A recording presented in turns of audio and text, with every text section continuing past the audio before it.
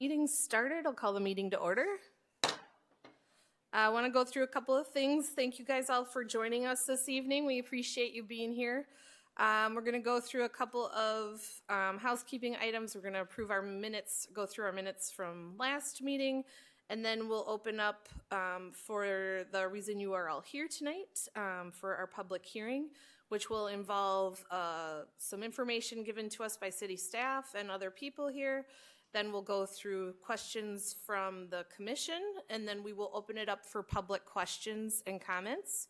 If you would like to speak tonight, please make sure you've signed in up here at the desk by Sarah to ensure that you get called on. And then, depending on how many people we have who want to speak, we may limit your time to 5 minutes a person. And we just ask that if someone's already mentioned something, that we try not to be super repetitive tonight. But again, thank you all for joining us. Roll call. Moses. Here. Wolf. Here. Schmitz. Here. Rafus. Here. Johnson. Here. Welcome. Okay, let's go ahead and open. Madam Chair, minutes. Madam Chair, approval of the minutes we can start off with. I'm trying to skip ahead. Would someone like to make a motion to approve the minutes for our June 3rd meeting? I'll approve the minute, or make the motion to approve the minutes. All in favor? Aye. Any opposed? Motion carries. Thank you so much. Now we can go ahead and move on forward with our topic for this evening. Madam Chair, members of the Planning Commission, before you this evening is a shoreland overlay district variance. This variance with ideal planning timeline would have been wrapped up in our last meeting in June and went through with the original package as the entire development was considered at that meeting to go through its initial entitlement phase. With that, just want to speak also to the public and everyone in attendance online that this meeting is specifically with regards to the shoreland overlay variance. This is talking about impervious surface, the environmentals of the project. We are not discussing the traffic, parking, or some of these other topics that were discussed by the Planning Commission. The City Council will be taking up all of the project. The parking, the traffic, the impervious surface, absolutely every aspect of this project, including the review of the environmental assessment worksheet at their July 28th City Council meeting. So for public comment on those specific topics, we definitely encourage people to come and attend that meeting, as those topics will be discussed further at that meeting. With that being said, just to give you a little bit of background, with us this evening is Rita with HKGI. She is with the HKGI is our consultant planning group that is filling in for our city planner that left us as of last month.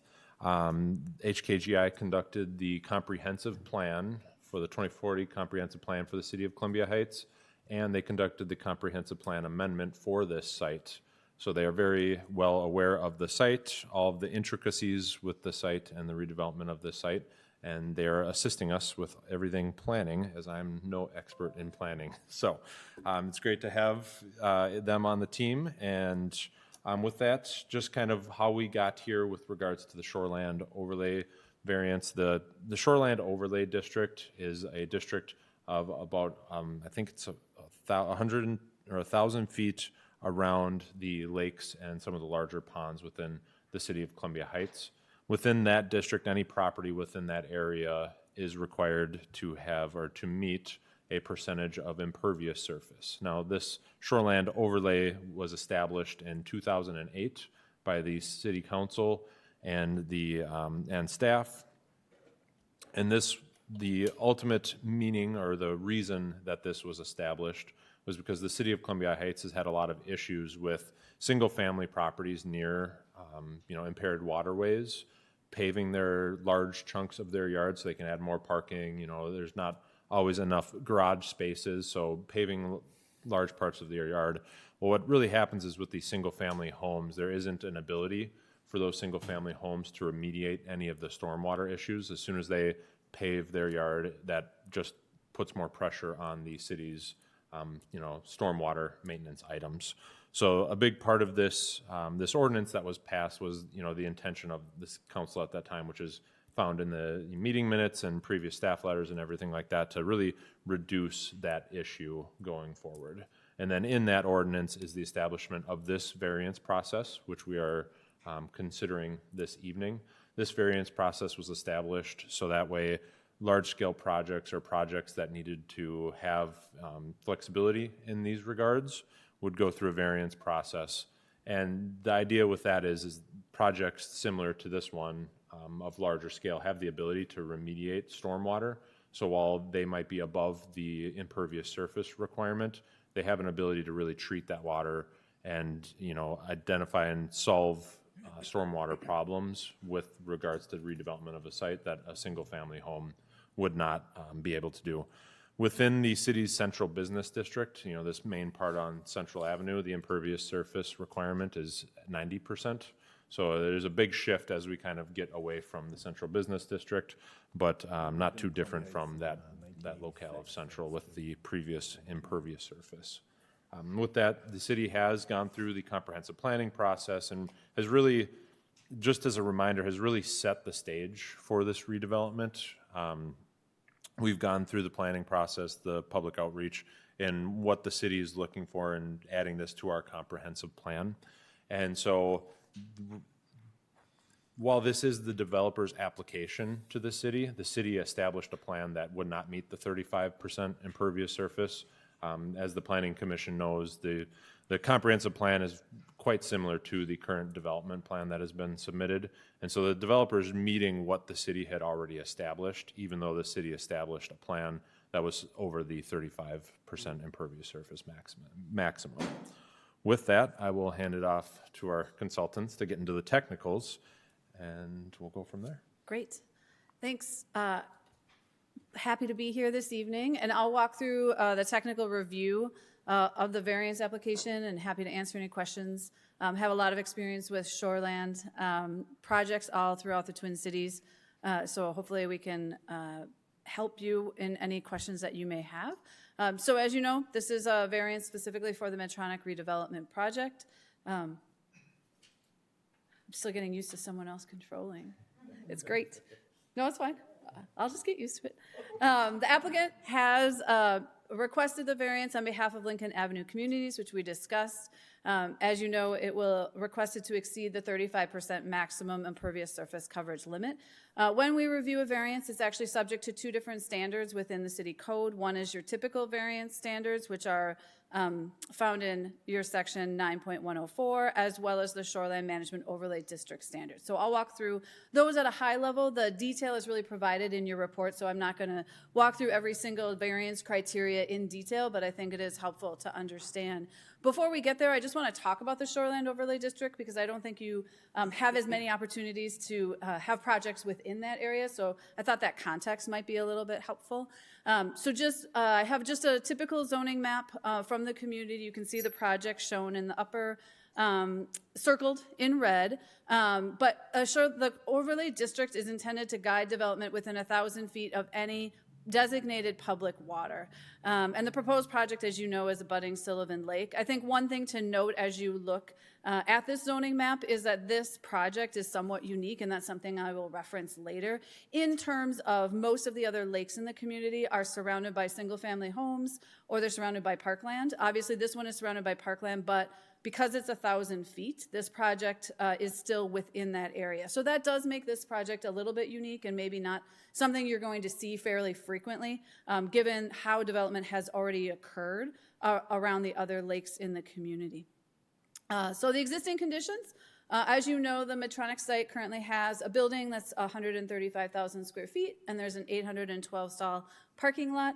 The existing building was constructed in 1979, which generally predates any of the current DNR regulations. The DNR has had shoreline regulations since about the 1970s. There's been multiple iterations.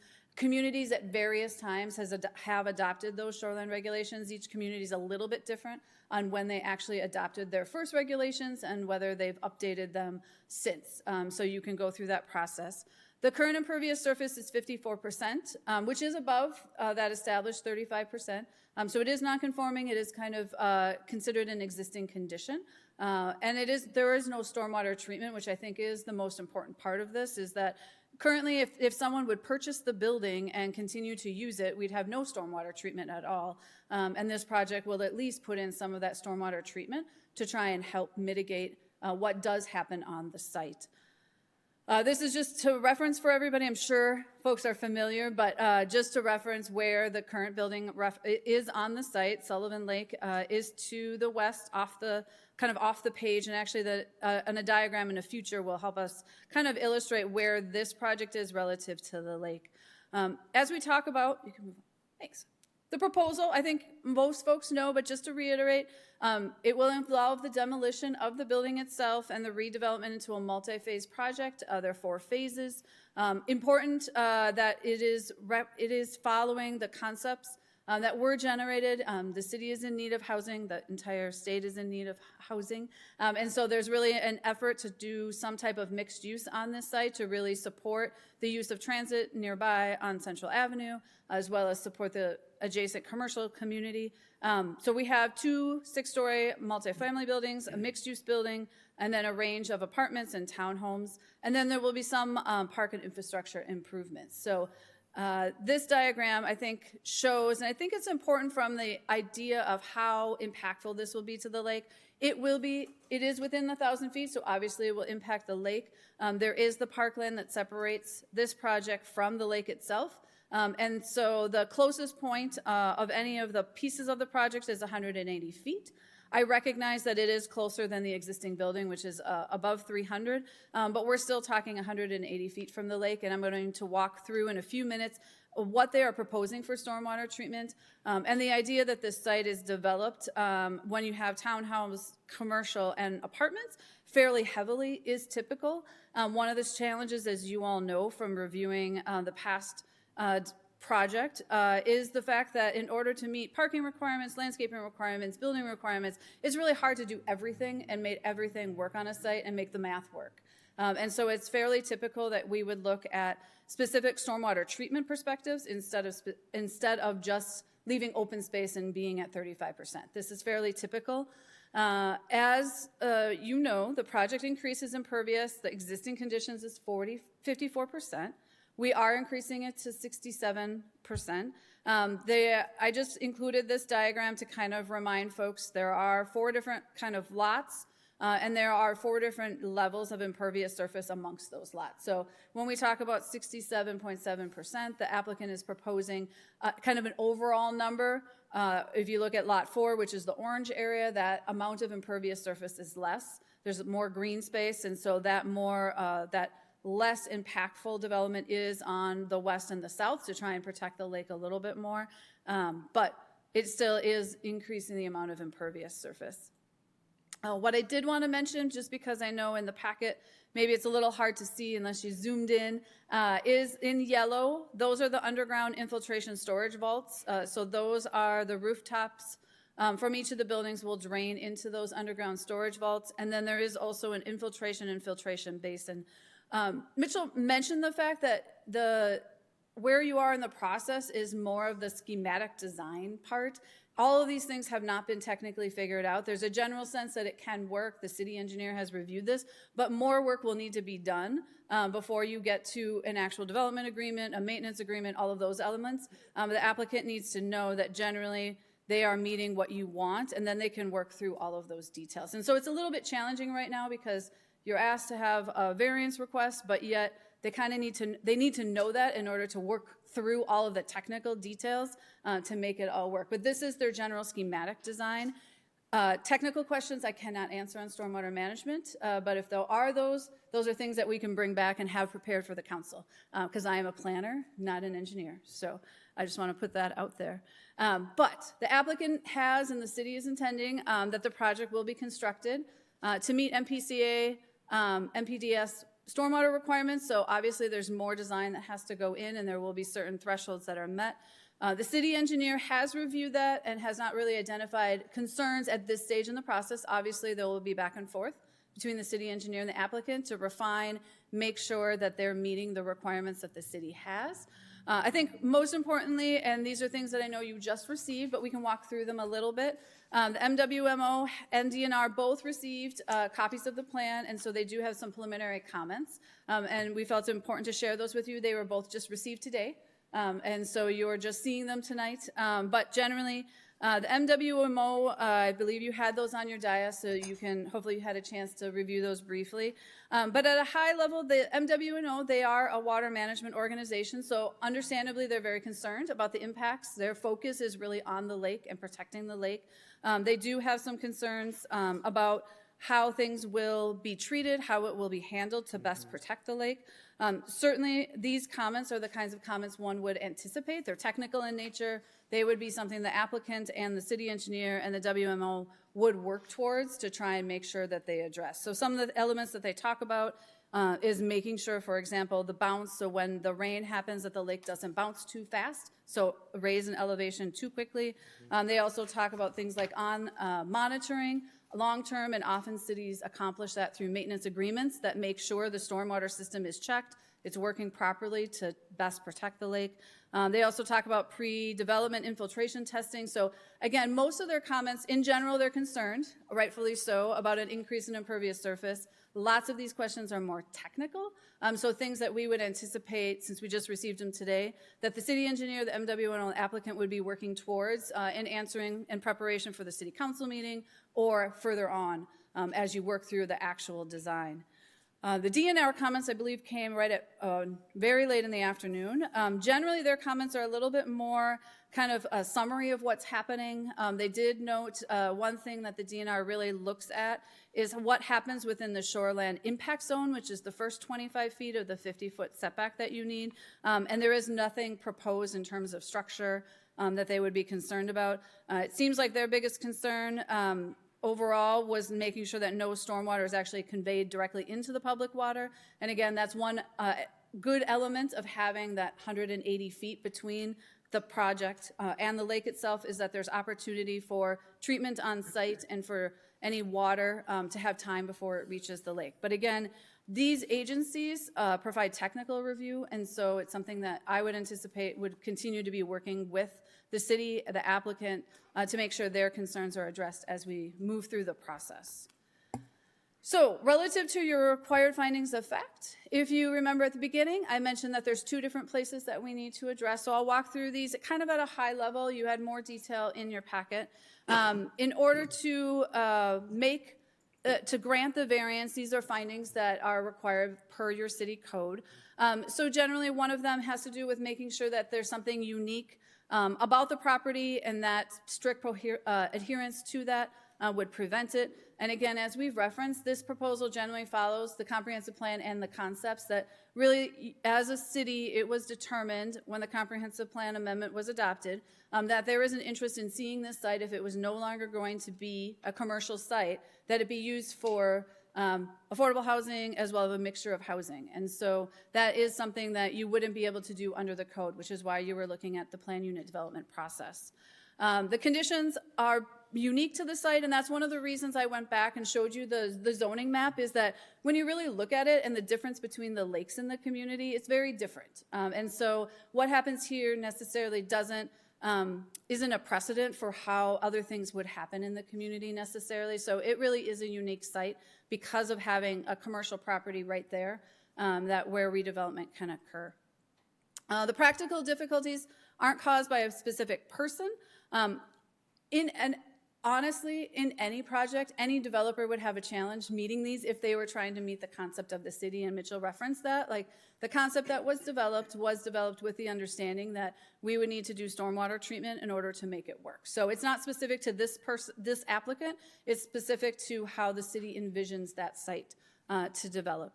The granting the variance is in harmony with the general purpose and intent of the comprehensive plan. I think I've referenced the comprehensive plan enough, so that's really something that we've discussed. And that it won't be detrimental to the public welfare or materially injurious to the enjoyment, use, development of property. One element of the project is that by having folks being able to live on that site, as more folks will be right near the lake, be able to enjoy the lake. And so that's something that we always need to balance, is that we're making sure to protect the environment through the stormwater management and the other elements of a project, but we're also adding folks that can be near the lake and enjoy it, rather than having a vacant site that hasn't been at its highest and best use. As I referenced, there are also shoreline overlay district regulations that will need to apply. These are formatted slightly differently.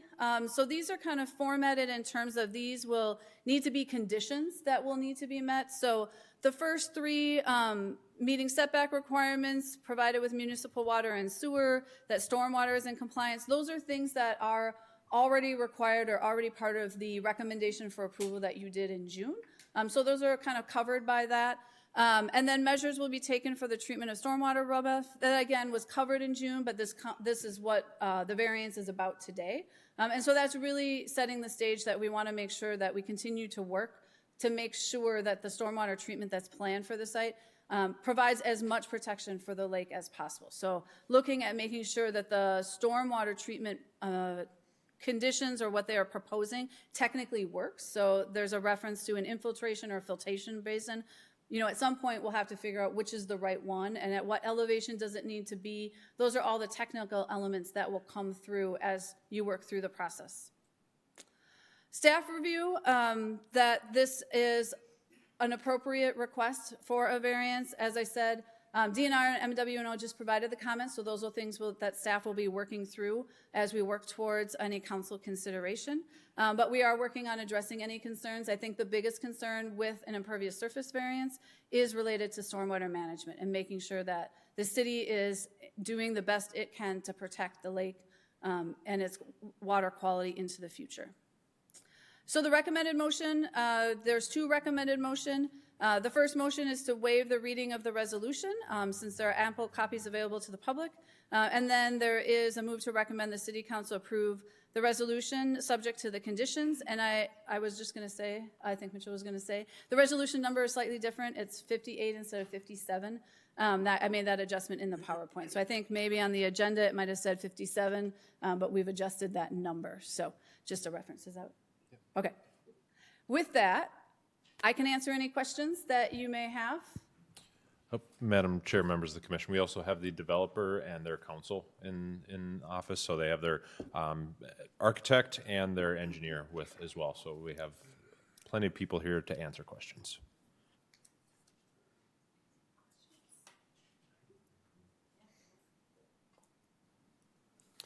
I have a few questions. Some are probably more technical. First, I like the idea of the storage tanks.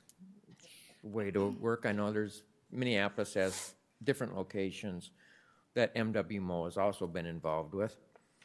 Question I have would be, with the water table by the lake there, will this system technically work fast enough or have enough seepage to make it beneficial?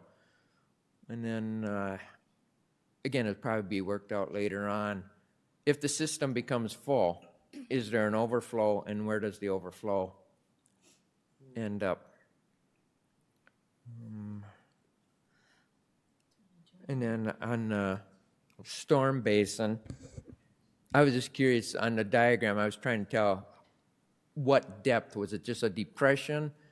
And were they thinking of sod covered, or was it going to be deeper with native plantings and more of a rain garden type of an event?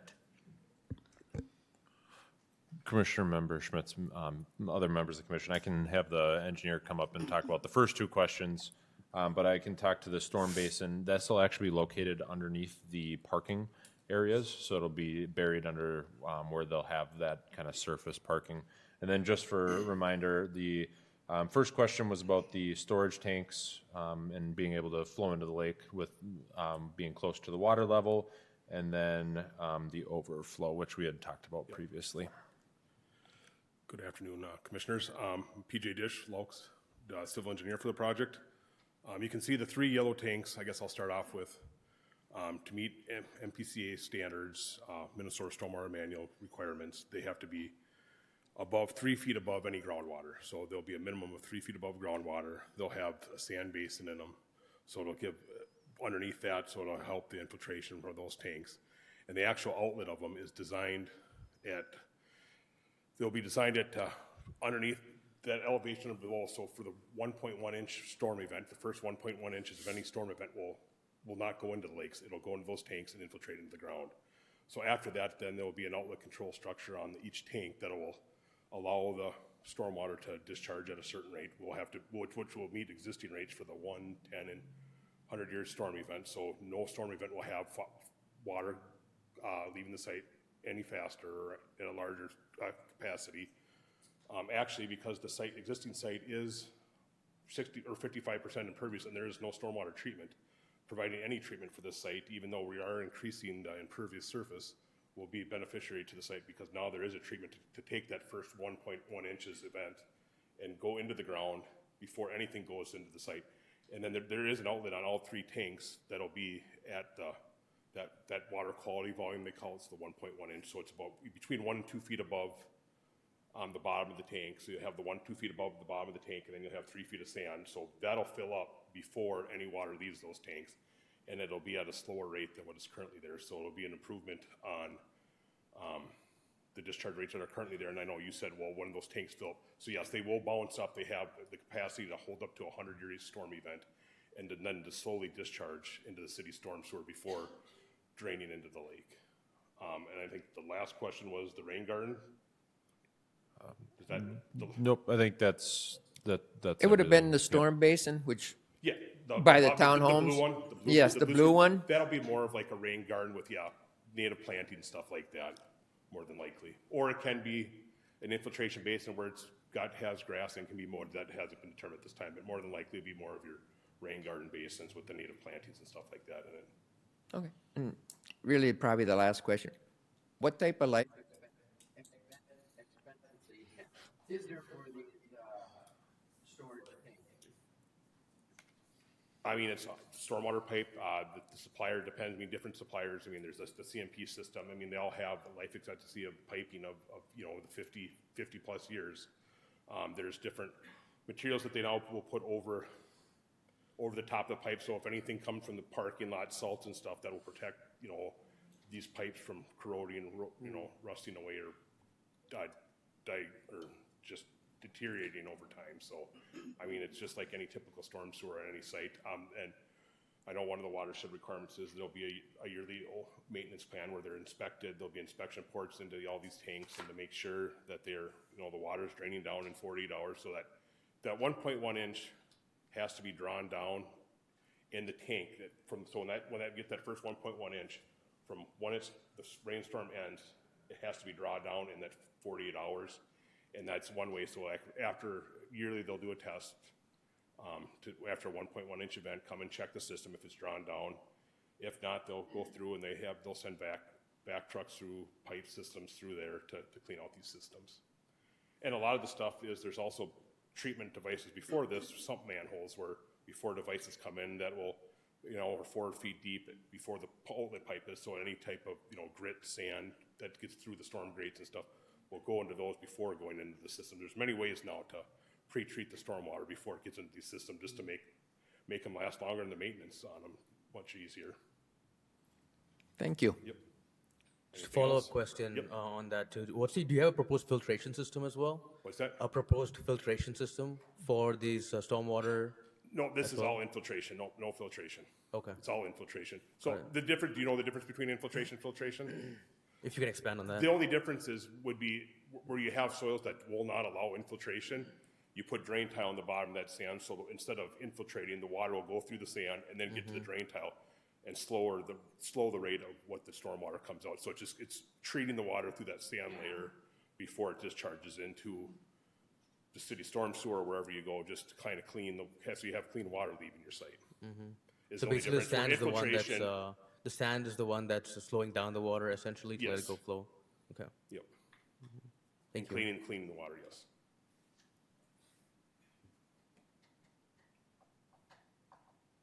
Anything else? No. Thank you. Thanks, BJ.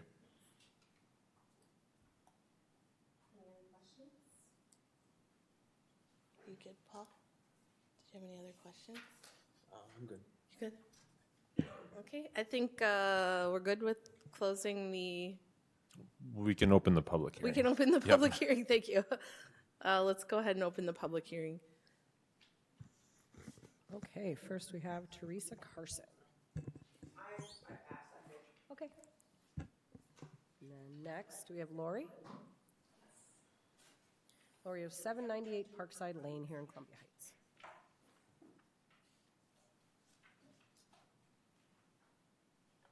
Hello, I'm Lori, and I'm reading a letter from Karen Smith. She's administrator, Little Voyagers Montessori, located 825 51st Avenue in Columbia Heights, inside St. Timothy's Lutheran Church. And this is the public hearing regarding 853rd Avenue that is directly north of the church and our Montessori program.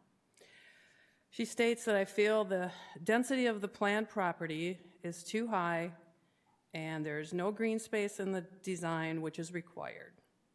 Requesting a variance is telling you that there is more development planned than there is space. The number of buildings proposed, residents and businesses, are more than the property size by the city code. Therefore, the variance should not be approved. It is the responsibility of the Planning Commission and City Council to abide by code. Yes, variances can be requested. My concern is that no one seems to be listening to lifetime residences and how it truly affects the lifestyle of the people and the area. The density of the area will flow over to a nearby park and streets. It appears that the park is being considered the green space for this development. This is not the purpose of the city parks. It is additional space to gather family homes, have some green space, and a development is required to provide some green space, especially one of this size. The nature and wildlife that is unique to Sullivan Park is used by local families, wildlife, and area learning programs, and it will be overtaken and destroyed. There is a reason that cities require green space in new developments. Please do not give up the uniqueness of the area that the city designed for the community, for a developer and their bottom line, and the city's bottom line. Please maintain quality areas for all families to enjoy and want to live in that area. The Planning Commission and the City Council are responsible for zoning and city codes and for the quality of life within the city. Do not allow the invariance for this project. If the project needs to go through, it can be redesigned to fit the area within the code that protects the community. Please consider this where you would choose to live, either in the development or beside it. This developer is not from the area and it does not affect their lifestyle. Please really consider the feedback from the residents in their city. An additional thought, there is no possible truth that there will not be a big increase in traffic on 53rd Avenue. Since changes were made at the light on University Avenue, I avoid that area and use residential streets to go north on 694. Thank you for your time and consideration, Karen Smith. Thank you. Okay, now we have Walter. Walter is of 5055 Madison Street. Hi, I'm Walter Horishnik. I live at 5055 Madison Street, and I'm a 42-year resident of Columbia Heights. I do have a question on the present commercial zoning requirement. Within that zoning requirement, is there a specific height of the building that designates commercial use of that site? Madam Chair, members of the commission, yes, there is. I can definitely look that up for you.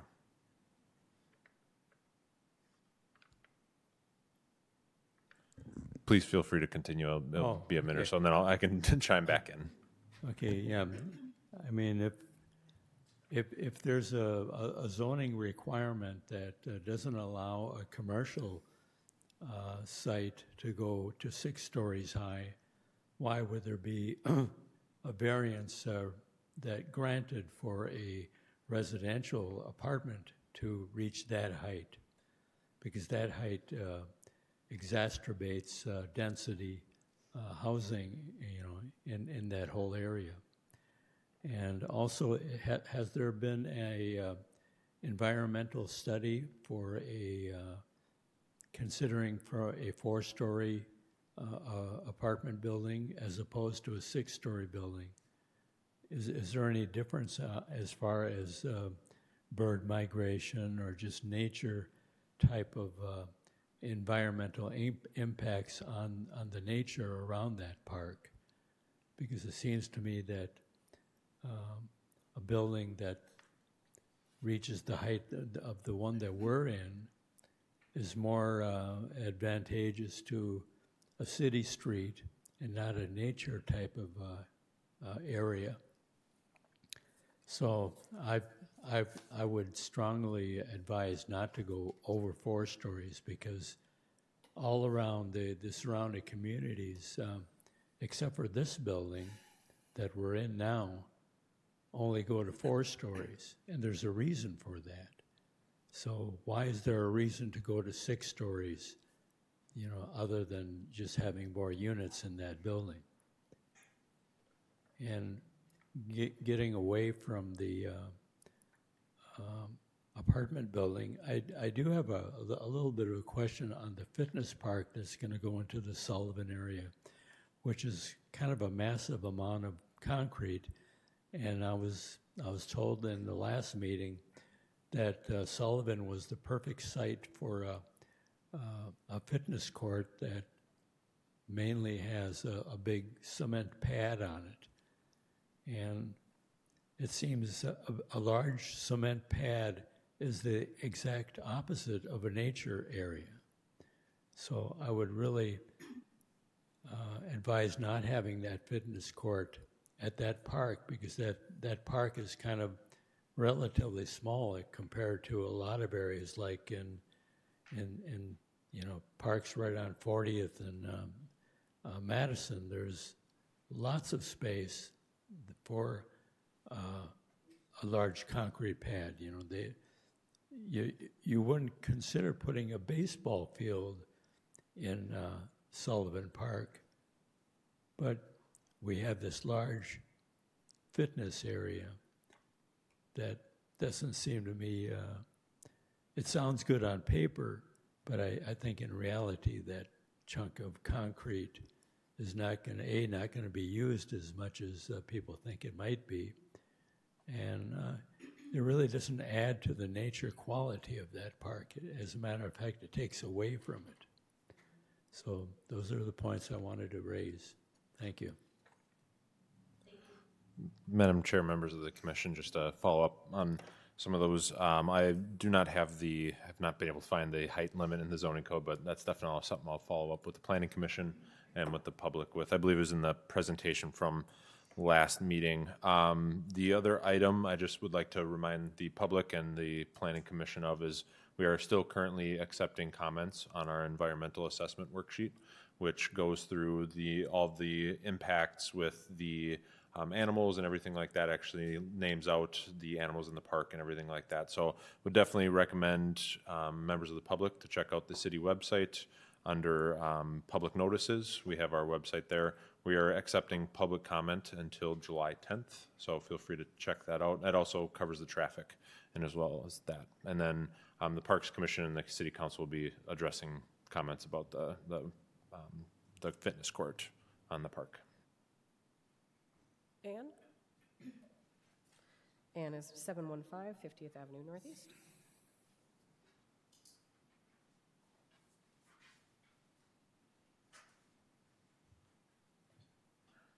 Good evening, Commission. Thank you for hearing us. As you know, I'm opposed to the project, but I do understand that we need to adjust our housing and we need to put something there, and I'm okay with that. It's the scope and the size of the project that I'm in disagreement with. I think that 180-foot variance that was talked about is too small, or 180 feet close instead of 300 feet. That's too small. So I'm gonna be walking my dog, and you're sitting on your coffee patio, hey, how you doing? Every time. There's no space. There's no green space for the frogs, the ducks. That is your most valuable park marshland, lake in in Columbia Heights. Cattails are a natural filter. Again, not doing the job that they need to do, and I agree there needs to be some storm filtration. But look at how you're looking at it. We're putting in, as he said, a fitness center and pickleball courts, so we're putting impervious surface in the park. Jiminy crickets, you're putting more impervious surface over at Medtronic, and then you're going to turn and put it over at the park? How in the hell does that make it a green space, a park? Do you care about us on that side of town? How many of you live over there?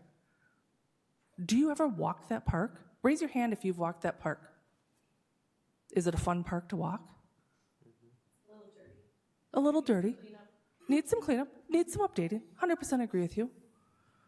But it has water, it has wildlife, it has sounds, it has nature. So when you put in all of this, you're taking that away. You're destroying habitat. Again, I agree, we need something there. Medtronic needs to be redeveloped. I'm not opposed to some housing. But look at the housing you're putting in and how you're putting it in.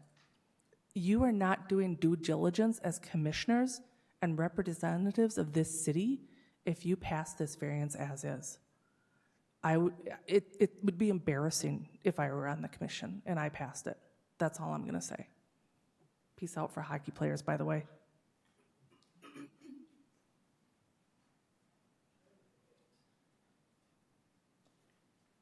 And we have one more, Julianne.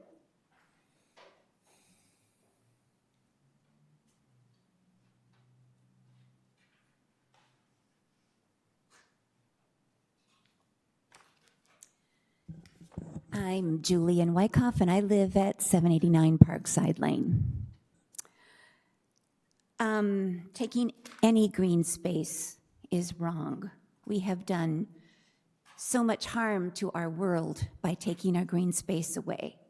And as I mentioned at the last council meeting, through Connie Biskins, I learned that 85 different species of birds have been seen in Sullivan Park. Did you hear me? 85 different species, not just 85 birds, okay? A couple of weeks ago, I was out on one side of my townhome and I saw something in the grass moving. It was a turtle. And with her back legs, she was digging a hole. I watched her drop 4 eggs into the ground and then start to cover up the hole with her back legs. That whole thing was taking up to 2 hours. I couldn't watch anymore, but I went out the next morning to see what happened. And I think a raccoon or somebody had gotten the eggs because it was a big hole then. Think of all those critters that you're hurting, okay? My sister just moved into the Ford Parkway, or the Ford plant site over in St. Paul. That went through many different planning things, and it was scaled down from what a developer had first wanted, scaled down very much. There's beautiful green spaces and paths, a fountain, running water going through the park. It is beautiful. It is an asset to the community. It's a gorgeous place. It just melds in right with the Mississippi River, which is right there. The last building of that development at the Ford plant is right in front of my sister's, and it has gone from 6 stories down to 4 stories because enough people complained that it was going to block their view and it would be too high by the river.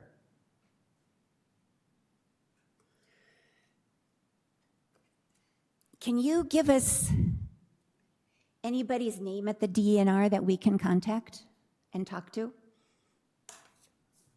Or tell us where we could find it? Madam Chair, members of the commission, yes. So unfortunately, we received the DNR's comments as rather late this afternoon, but their comments will also be added to the city council packet moving forward, but is Alex Sell.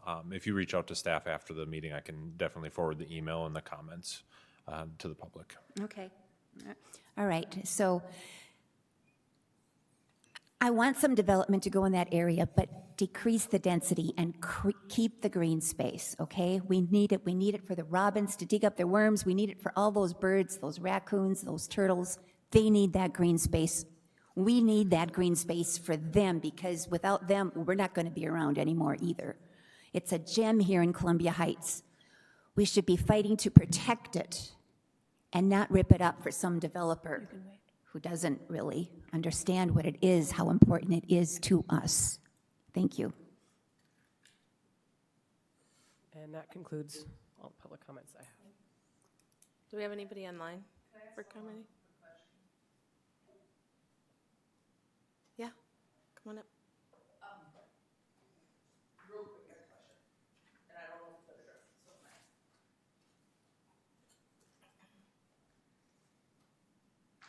I'm asking. The yellow holding tanky things, I'm spacing on my names. Who manages those after the developer leaves? Madam Chair, members of the commission, that's where the city and the developer work out the maintenance agreement. And so that's built into that with, between the two entities, and the owner of the property will work together on the maintenance of those. Okay, and there's a good chance the city will take over the monitoring and maintenance of that, though? The monitoring with the assistance of the MWMO. And then if there's a problem, it hits our taxes? No, it does. No, it would be with the developer, or who owns that property at that time. So if the developer leaves, then it's, the property management, or depending on, who takes over the property afterwards, Okay, they so would be responsible They would be for that. responsible for the $1 million fix, not us? Okay. And I don't have any questions from online. Okay. Commissioners, do you have any follow-up questions before we move on? Okay, again, I want to thank you all for being here. We're going to go ahead and close the public portion of this meeting and move forward. Thank you all for being here. Again, if you would like another opportunity to speak and share your opinions, the final decisions will be made at the next city council meeting, which is which day again? It'll be the July 28th city council meeting. July 28th city council meeting. So, encourage you to attend if you would like to continue to make some comments, but they are the ultimate final decision makers. We recommend to forward it to the city council, and then they make a final ruling on that or decision on that. But that's where we are right now. And Madam Chair, just a motion to close the public hearing. Oh, sorry. I'll make a motion to close the public portion of the meeting. Seconded. All in favor? Aye. Any opposed? Motion carries. Thank you.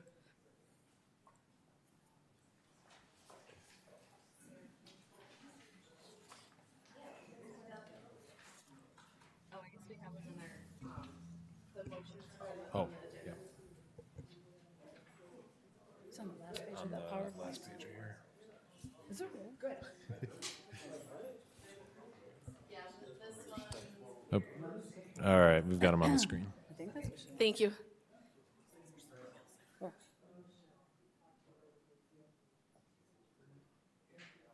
Okay, we'll move forward with the motions for, first one up. Would someone like to make a motion? I'll make the motion to waive the readings of Resolution 2025-058, being ample copies to the public. Second. Okay, all in favor? Aye. Any opposed? Motion carries. Thank you. Next motion. I move to recommend that the City Council approve resolution number 2025-058, approving the shoreline variance subject to the following conditions. The applicant shall adhere to all stormwater requirements and permitting required by state and local codes. Permits, licenses, and inspections will be met and in full compliance. I'll second that. All in favor? Aye. Aye. Aye. Any opposed? Motion carries. Thank you very much. Okay. Do we have any other business?